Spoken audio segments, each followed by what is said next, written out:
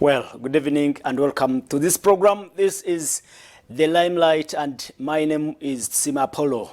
We look again at those issues of national importance, and this week the Kenya Dairy Board issued a note suspending all processed milk imports into Kenya, and the issue has not been taken lightly, especially here in Uganda, as the local producers are actually worried that this ban on processed milk, especially powdered milk, is targeting the producers here in Uganda. And from the notice that was issued on March 6th, the Kenyan authorities say they made a decision to protect local producers because they anticipate a sharp increase in production locally. And like I said, that Ugandans are not taking it lightly. Some are actually anticipating protests, but well, the Kenyan authorities did not specify which country or which which destination from which the products are being targeted. But like I said, the producers, the milk producers in Uganda, think that they are the ones being targeted in this particular development. We would need to make sense of this decision, but most especially since Kenya is a member in the East African community, because some actually think that such decisions contradict the trade policies or the East African community protocols. Let me connect with Sarah Kajingo. And Sarah Kajingo is the Vice Chairperson for the Private Sector Foundation Uganda, one of those apex bodies of the private sector in this country. Sarah, you are live on Sol TV, and let's go straight to what your opinion is in regard to this matter, because it's not the first time, it's not the second time Kenya has been coming out with such a decisions. If it is not milk, it is grain. If it is not grain, it is either poultry products, especially eggs. What do you think this decision means, especially that Kenya is a member of the East African community? Of course, it is an unfortunate development. Kenya is one of our biggest trade partners. Our countries are members of the East African community, and building regional trade should be the cornerstone of our country's policies, especially after ratification of the Common Market Protocol on free movement of goods and services in East Africa that came into force in 2010. So this decision by the Kenyan Dairy Authority contravenes the Common Market Protocol. It contravenes the spirit of the East African community and the Pan-African spirit. As the apex body of the private sector in Uganda, we have already tabled this to the government of the Republic of Uganda to use their good offices, diplomatic mechanisms to engage Kenya, but we will also engage our counterparts across KEPSA, because the impact is huge. You know, this decision impacts the entire value chain of milk. You have farmers, local producers, small producers, large, who have already supplied to processing facilities.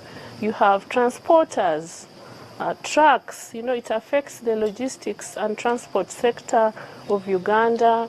But also, you have seen the private sector foundation partnering with government on integration of markets in the region for the mutual benefit of the entire private sector in the region, and to nurture these relations. So we will continue to engage, and we hope this is resolved early because the backward effect is really huge to Uganda's business sector that is involved in the milk value chain.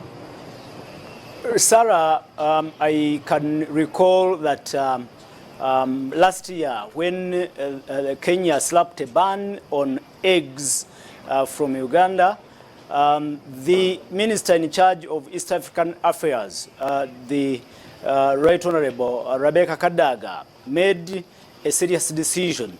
And you know how what she did, and it looked to have worked. What do you think, and why do you think you were willing to take the path of negotiations instead of that hard stance? Of course, experience shows that engagement delivers, and as a private sector, belligerence cannot be our approach. Our first approach is that of engagement.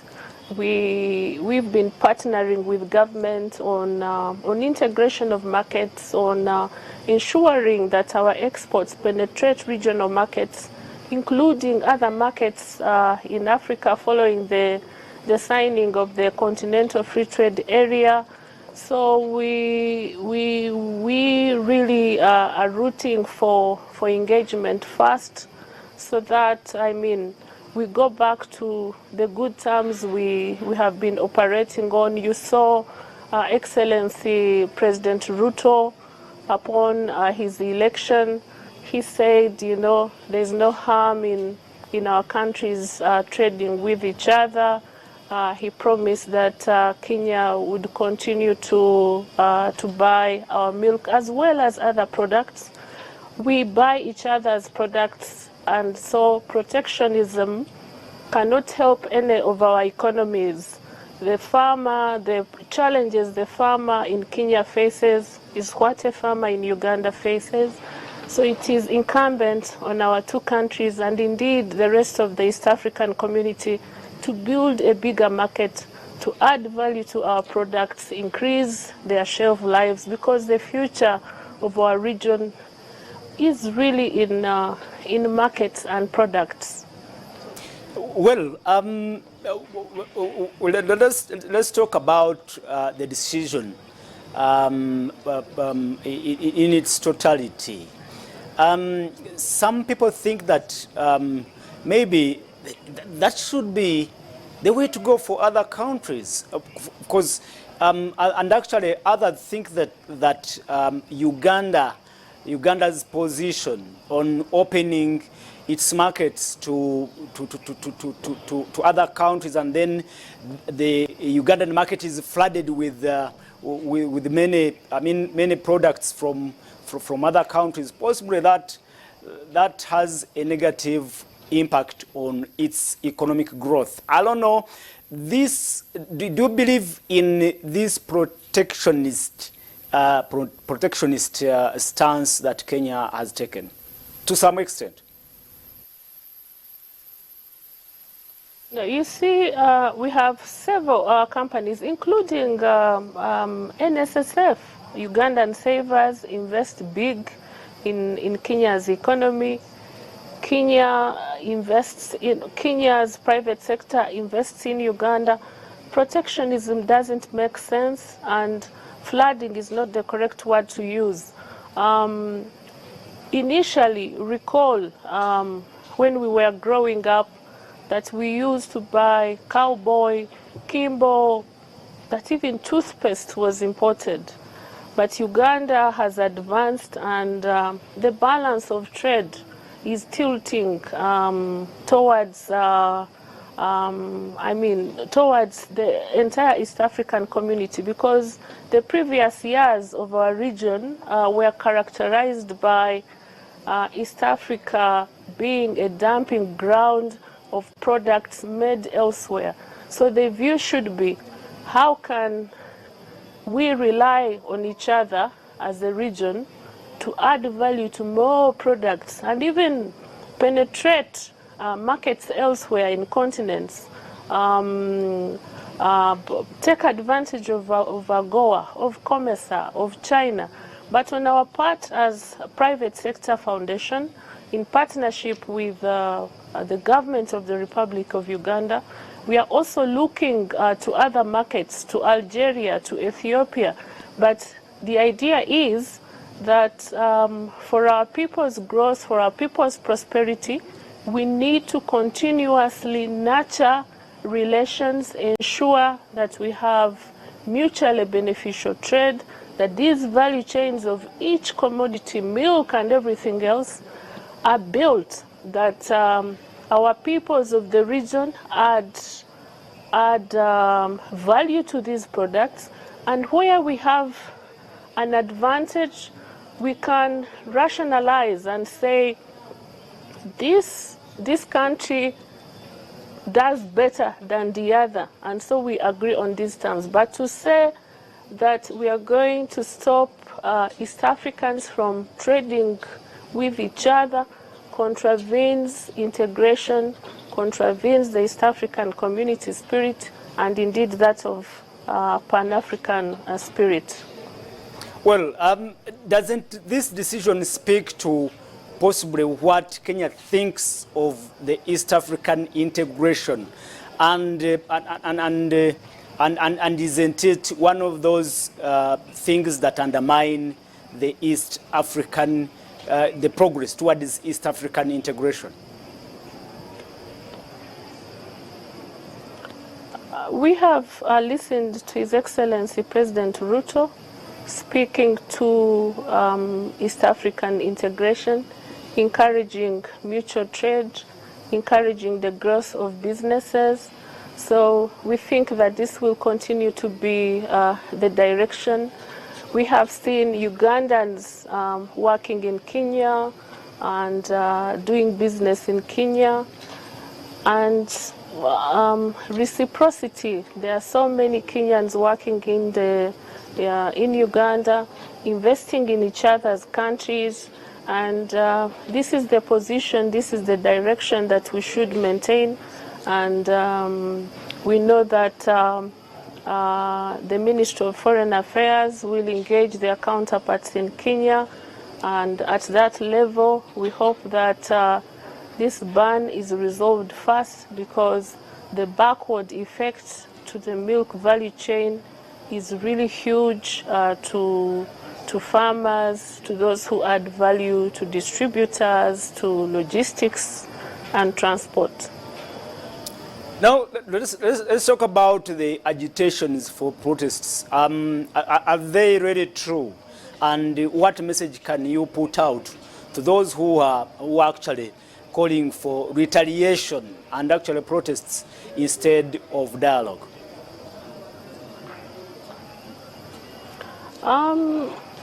We have come across calls, and it's not the first time, because this is not the first time our products are being banned. If it's not milk, it's eggs, it's sugar. So there has been a call, an enduring one, for reciprocity. But you know, we are Pan-African. It is not the smart thing to do. We will not do that because, you know, we have to go for the bigger picture. We will only thrive as peoples of the East African community. We cannot afford protectionism when the rest of the continents are really building synergies on trade, on so many things. And the African Union, African countries ratified the Continental Free Trade Area. Increasingly, commercial diplomacy is determining and shaping policies of trade that encourage resolving of barriers to trade, of barriers to travel. You saw us in South Africa and urging the South African government on visas, and at that level, diplomatic mechanisms will. We had assurances from Excellency President Museveni and his South African counterpart that this will be resolved. So the idea is to ensure that all these barriers to trade, to travel by Africans are resolved. Well, isn't it time, Sarah, you and, I am talking about private sector foundation Uganda and other stakeholders, look at another bigger market instead of looking at only Kenya? Because if we had a wider market for these products, possibly we would not be worrying about this recent decision. Yeah, which is why earlier I said that we've already engaged Algeria. We have you have seen us holding summits elsewhere in the world, elsewhere in Africa, in order to enlarge markets, to integrate our markets and ensure that we exhaust them. So, but also there is been another idea that we should also continue to try and exhaust our internal market. You have, and regarding milk, you have seen calls say that schools benefit from this, but that is dependent on availability of funds from government. But the idea really should be that African countries rely on each other. You saw us in Kinshasa, Democratic Republic of Congo, a business summit in South Sudan, again to nurture relations, nurture trade relations. Several deals were signed. Businessmen from Uganda, we had business-to-business meetings, people signed contracts. We also engaged these governments again to ensure that we resolve all those barriers to travel and trade. Thank you so much, Sarah. Thank you so much for your time, and thank you so much for that insightful discussion we've had. And Sarah Kajingo is the Vice Chairperson, Board of Directors, Private Sector Foundation Uganda, an apex body for the private sector in this country. And we've been talking the decision taken by the Kenyan government on imports of on the powdered milk imports, and we wait to see now how they will respond on the other side. But before we do that, we need to first see something happen here in Uganda. We need to see the East African Community Ministry kick into action, and several other bodies should come on board and resolve this impasse. My name is Simapolo. We'll be back next Friday. Limelight is out for now. Good evening till then.